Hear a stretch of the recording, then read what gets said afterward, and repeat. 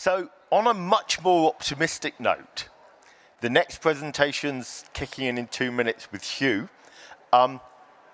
Elastane is something which we know isn't the focus of our attention, but it actually turns up in so many places.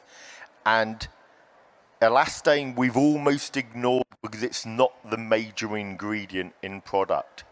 But actually the progress made by some of the brands has been brilliant.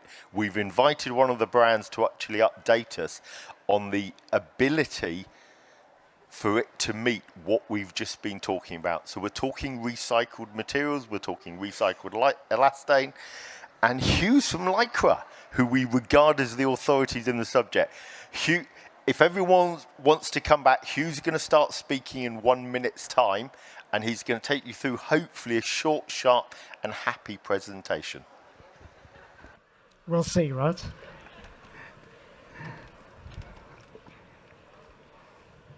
literally kick off whenever you feel. Okay, we'll get started, yeah. Okay, so thank you everyone for coming. Thank you, Charles, for the introduction. We're going to talk about the recycling of fabrics with stretch fibres. It's a big topic. It's not a topic that we can really cover in 10 minutes. So happy to take some questions afterwards and, of course, follow up as needed. Okay. Today we'll talk about two stretch technologies. LYCRA T400 fibre, which is a stretch-based polyester technology, and of course LYCRA fibre itself, which is an elastane-based technology. Okay. Before I start, not sure how this works, but the thing isn't advancing.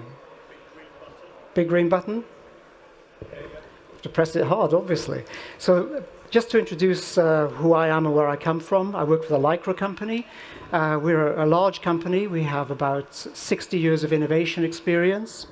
I think most pertinent to this audience is that we've got 4 large research laboratories, textile and chemistry oriented. We have around 100 PhDs with about the combined, if you like, set of experience of 1,500 years. Okay, currently hold about 950 patents. So we're an innovation company, and we're well set up to innovate as we look at the world of sustainability and how we all have to collectively move forward. Okay. Some of the products that we sell, obviously, there's the stretch products, LYCRA fibre and LYCRA T400 fibre, which we're going to talk about. We also have a portfolio of warming and cooling products, Coolmax and Thermalite. They are mostly now made from 100% bottle resin, but 2 years ago we introduced ranges made from 100% textile waste, which we think is a very exciting step forward. And we also have a nylon product range going into activewear, intimate apparel, and swimwear, branded as Tactile and Supplex. Okay. When you think about our innovation capability and how we're applying it, we spent a lot of time putting together a product vision. This looks very simple, but actually it's used to guide us in our everyday activity and also, you know, to help us work with our partners as well. Obviously, what we're trying to do is to select ingredients which have minimal impact on the environment. So we're looking at bio-based materials and we're looking at recycled resources. Okay? Some of you may have heard that we're introducing at the moment bio-based LYCRA fibre. Yeah? I mentioned already that we have Coolmax and Thermalite fibres made with textile waste. Yeah? As we select those ingredients, we obviously do not want to reduce or inhibit durability, because we believe that having a durable garment is one of the most important things that you can do from a sustainability perspective. And of course, what we're trying to do now and what we're working on at the moment very, very hard is to understand how we can take a fabric with a stretch fibre and actually recycle it in a conventional recycling system, and then take the ingredients and put those ingredients back into new LYCRA fibre or new stretch fibres again. Okay? When it comes to stretch fibres, I thought we could just do a quick chart on what the status quo is. Fabrics with low content of spandex, maybe 2 to 5% content, can be recycled or sometimes recycled mechanically. Okay? Fabrics with mid-content, maybe 5 to 10% elastane fabric, can be recycled. They're typically going forward into non-woven end uses, things like insulation, automotive seat padding, and things like that. The problem that really exists, the key challenge is really around recycling products which contain more than 10% of spandex, which is, of course, many of the fabrics we use in the active and outdoor industry. Okay, so what's the LYCRA company doing about that challenge? As I mentioned to you, our goal here is to develop stretch fibers which really can be, which are based on sustainable ingredients and which can be extracted at the end of life in conventional in recycling processes. We're working with a very broad variety of recyclers to understand how the different recycling technologies work with cotton blends with elastane, nylon blends with elastane, polyester blends with elastane, so that we are tuning the fiber technology and the recycling technology together, so that essentially we can extract the spandex residues and turn it back into new fiber. Okay? What I'm going to talk about today, as I mentioned, is two cases. One case where we look at the recycling of our polyester stretch fiber, and the other case where we talk about the recycling of LYCRA elastane fiber. Okay? Start off with LYCRA T400 EcoMade fiber. What is this? This is basically a stretch fiber made from a special form of polyester. It provides moderate stretch, very high recovery power, but it also can give fabrics with very good recovery durability, breathability, and wicking characteristics. The product was actually introduced in denim. It's commonly used in denim, and the reason for that is it has very high recovery power. It pulls super stretch denim back into shape, so it fits you durably for a long time. Over the last couple of years, it's really got some traction in activewear, because what you can do in activewear, you can take a 100% polyester top, like a running top or a gym top, and you can make the fabric out of 100% polyester using T400 as the elastic component. The advantages of that fabric are it's a 100% polyester fabric. It's very breathable. It wicks. It has cooling characteristics, and it has great shape retention. So what is this technology? Essentially, the technology is made up 50 to 60% of bottle resin, GRS certified bottle resin, and around 15 to 18% is made up of a special polyester made from a bio-based process.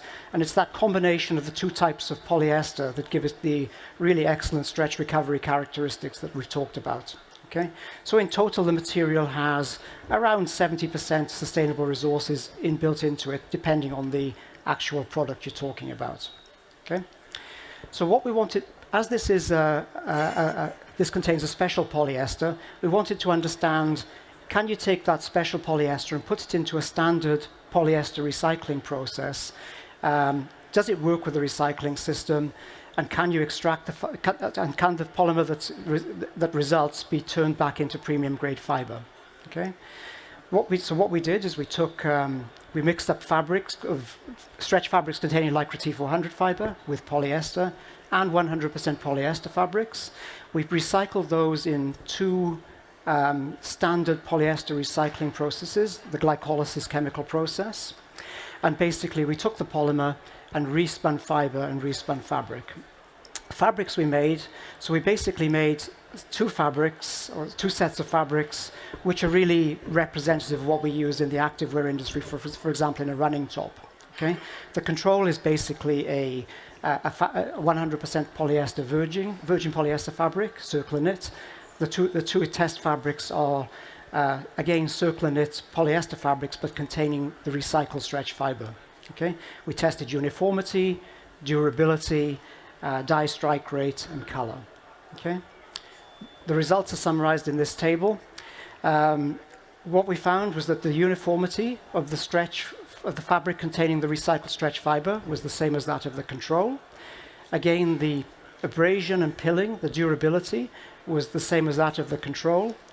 The whiteness was slightly off-white. It's typical of we'd say it was typical color of a recycled polyester, mechanically recycled polyester fabric. But the dye strike rate was higher than the standard polyester control, which we think is a good thing, because basically you dye faster to a deeper shade, and that allows you to save basically energy and resources. Next couple of charts just going to show you some of the results, because they're quite interesting. This is basically showing the uniformity. So the fabric on the left is the control fabric. That's the standard, bog standard recycled virgin polyester. And the two test samples basically are those containing fabrics made from which contain the recycled stretch fiber. And as you can see, the uniformity is the same. Yeah. The pilling and abrasion resistant, there's lots of numbers on here. I think the point to note is that all the numbers are the same, right? So what the chart says is that the durability of these fabrics containing the recycled stretch fiber are not impacted by that recycling process.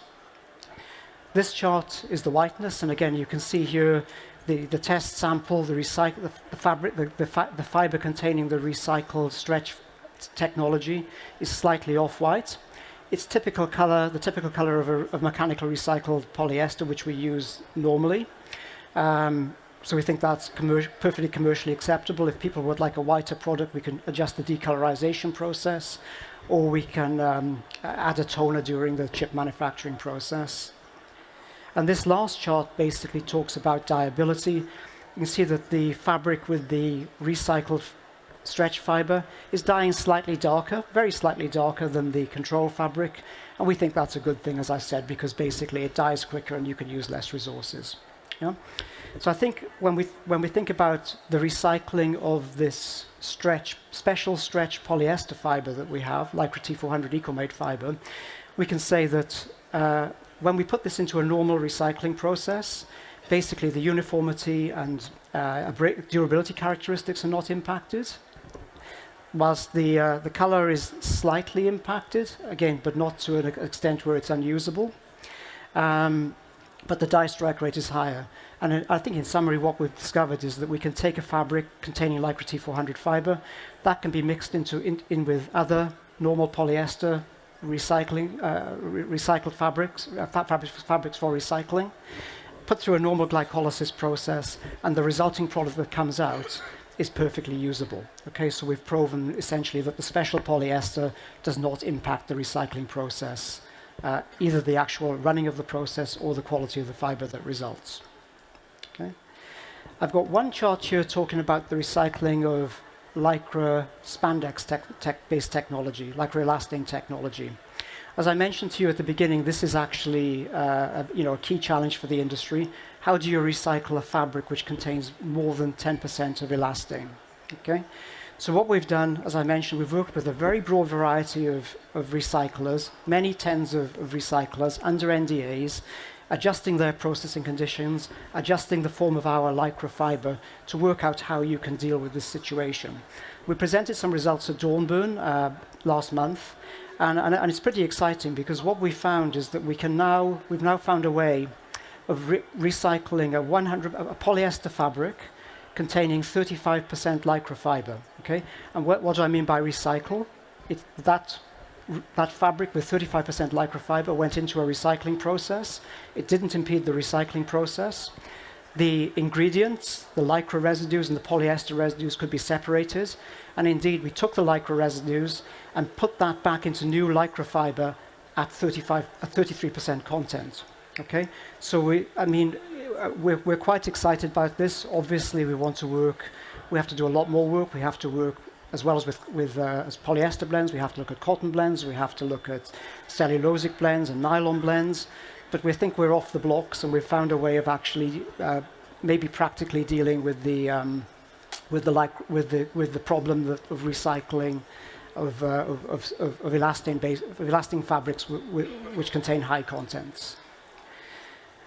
As we've heard about in previous talks, right? To solve this problem of recycling garments and stretch garments in particular is going to require a large infrastructure. Okay, no one company can do this on their own. Yeah, we can and are working, as I've talked about, on the design of stretch technology that is compatible with recycling processes, even if the stretch fibers are used at high content. Okay, what we need obviously is we need partners who can collect garments, sort garments, and take those garments through into the right kind of recycling processes to deal with blends with cotton, with polyester, with nylon, etc. Okay, And probably above all, we need the industry and various partners to work with all of us to scale, so we actually have an operation that really works in practice. Okay, so there's a long way to go, obviously, but I think we've made the first positive steps in terms of taking fabrics with high contents of stretch fibre and actually showing that they can actually technically be recycled on a semi-commercial scale. Okay, so again, what we're doing, looking for partners, scaling up now, and proving out that we can do this with a variety of other hard fibres. Okay, I know it's a big topic. 10 minutes is not really enough to get into any detail. I hope that was interesting for you, and again, happy to take some questions and to follow up afterwards as needed. Thank you. Can we show our appreciation for Hugh, please? Now, Hugh's a bit modest about it. He actually knows a lot more about this. And I'm really glad that you gave the overview, because when you get into detail, it's way above what I understand. I am happy to take public questions, or if it's more precise, we'll put Hugh to the side of the stage afterwards and you can pick on him. He's got a taxi leaving in a while. But if you want to ask a public question, you're very welcome to, because otherwise I throw a question at him. And you know my questions tend to be rather low level. But Hugh, what I want to ask... Well, low level is good. That's the industry's aware of the move to recycled ingredients coming through. How fast do we need to move as an industry to adopt recycled ingredients? So that nothing's perfect, and I'm not talking about 100% recycled. We are the outdoor and sports industry. Yeah. We're seen as leading the way. Where's your wish, and how close are we to that wish? So I think on the polyester side, we're actually in a relatively advanced place. As I mentioned, I think we talked about this last year, we have a full commercial range of polyester products made from 100% textile waste recycled resources. Okay, so that can be done. The recycling is done in China. That's where the big facility that we access is.